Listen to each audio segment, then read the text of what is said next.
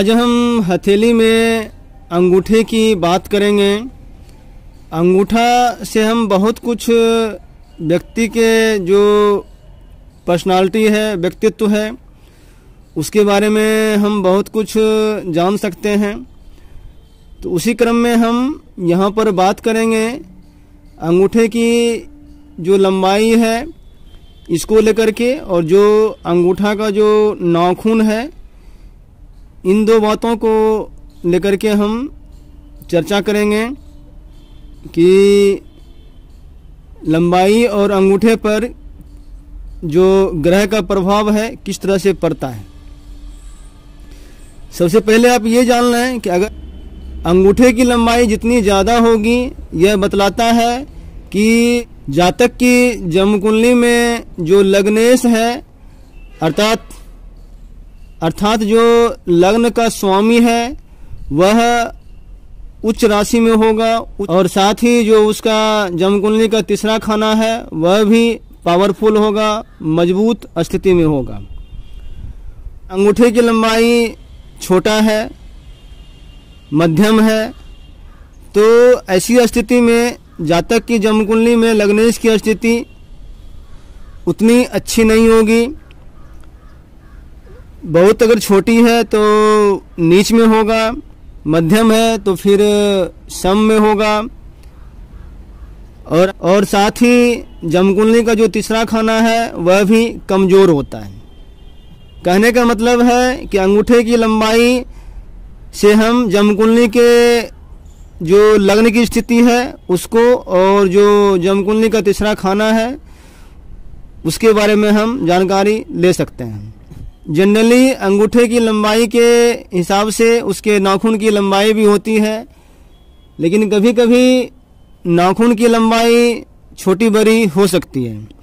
अगर नाखून की लंबाई के अनुपात में जो उसका अगर अंगूठे की लंबाई के अनुपात में जो उसका नाखून है वह बहुत ज़्यादा छोटा है, ये मध्यम टाइप का हो, या फिर ये बहुत ही छोटे फॉर्म में एक जो ऐसा लगे कि उसका नाखून जो है वह बिल्कुल ही धंस गया है, एक गद्देदार टाइप का लगे, क्लफ्ट शेप का, तो ऐसी स्थिति में अंगूठे में नाखून अगर हो तो यह बतलाता है कि जातक की जन्मकुंडली में मंगल और शुक्र का जो पोजीशन है बहुत ही पास पास है। हो सकता है कि वह एक ही राशि में हो, युति में हो, कॉम्बिनेशन में हो।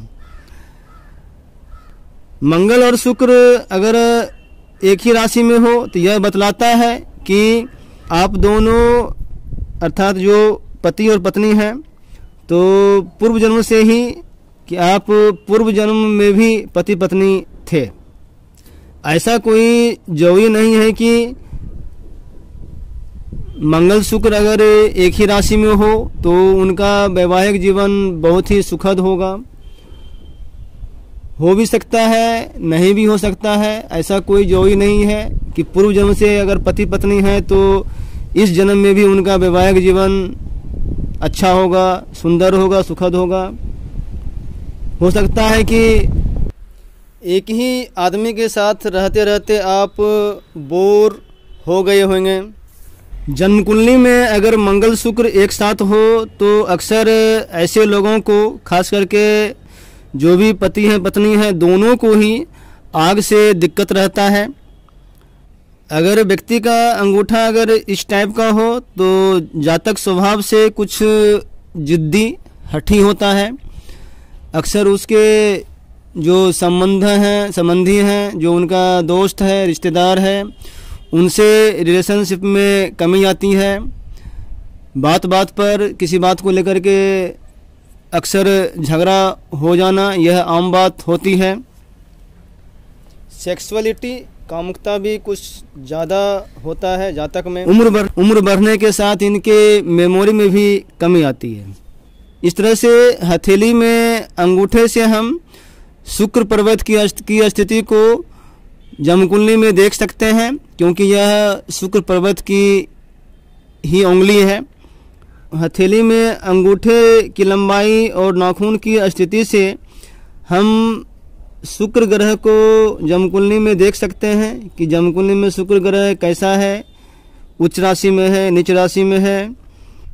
जन्म कुंडली में शुक्र जितना बिगड़ा हुआ होगा, नीच होगा, शत्रु ग्रह से घिरा होगा, उतना ही जातक की अंगूठा की लंबाई और जो उसका नाखून है वह बिगड़ा होगा, भद्दा होगा।